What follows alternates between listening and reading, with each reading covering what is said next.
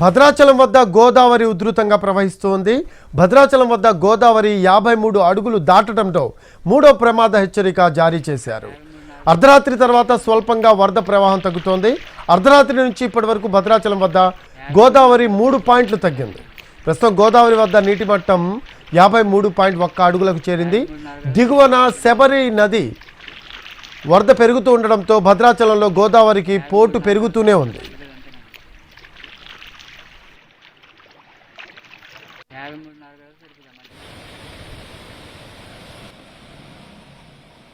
భద్రాచలం వద్ద గోదావరి నీటి మట్టం 53 అడుగుల వద్ద ఉంది. అంటే మూడవ ప్రమాద హెచ్చరిక కొనసాగుతుందని చెప్పవచ్చు. ప్రధానంగా ఎగువన మహారాష్ట్ర, ఛత్తీస్గఢ్ ఆ ప్రాంతాల్లో కురిసిన భారీ వర్షాల వల్ల భద్రాచలానికి గోదావరి వరద వచ్చిన పరిస్థితి మనం చూడొచ్చు. 2 బ్రిడ్జిల దగ్గర ఉన్నాం. బ్రిడ్జిలు గోదావరి ఎట్లా పరవళ్ళు తొక్కుతుందో మనకి స్పష్టంగా కనపడుతున్న పరిస్థితి ఉంది.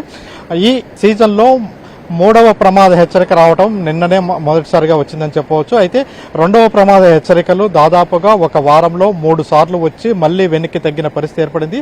23వ తారీఖు నాడు 51.5 అడుగులకు చేరుకున్న గోదావరి నీటి మట్టం ఆ తర్వాత మళ్ళీ తగ్గటం ప్రారంభించింది. తగ్గి మళ్ళీ నిన్న భారీగా పెరిగిన పరిస్థితి ఏర్పడింది. ఈ నేపథ్యంలో గోదావరి, కాళేశ్వరం, మేడిగడ్డ, తుపాకులగూడెం ఈ ప్రాంతాల నుంచి భారీగా వరద వచ్చిన పరిస్థితి ఉంది. ఆ వరద నేపథ్యంలో మొత్తం కూడా భద్రాచలంకి చేరుకున్న పరిస్థితి. ఇప్పటికే అంటే మూడవ ప్రమాద హెచ్చరిక జారీ చేసిన నేపథ్యంలో భద్రాచలం పరివాహక ప్రాంతంలో ఒక 12 గ్రామాల వరకు అంటే 12 నుంచి 25 గ్రామాల వరకు కొంత ముంపుకు ఏర్పడే పరిస్థితి ఏర్పడింది.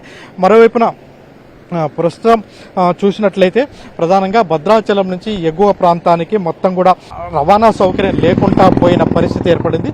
భద్రాచలం నుంచి చర్ల, దుమ్ముగూడెం ఈ ప్రాంతాలకి రోడ్ల మీద తూర్పుబాక, అదేవిధంగా కన్నాయిగూడెం ఈ ప్రాంతాల్లో రోడ్లపైన గోదావరి వరద వచ్చిన పరిస్థితి ఉంది. దీంతో రాకపోకలు నిలిచిపోయాయి. నిన్న తాజాగా మంత్రి తుమ్మల నాగేశ్వరరావు భద్రాచలం చేరుకొని భద్రాచలంలో మొత్తం కూడా రివ్యూ నిర్వహించాడు. అధికారులకి ఎటువంటి అవాంఛనీయ సంఘటనలు జరగవద్దు, అంటే ప్రాణ నష్టం జరగకుండా చూడాలి.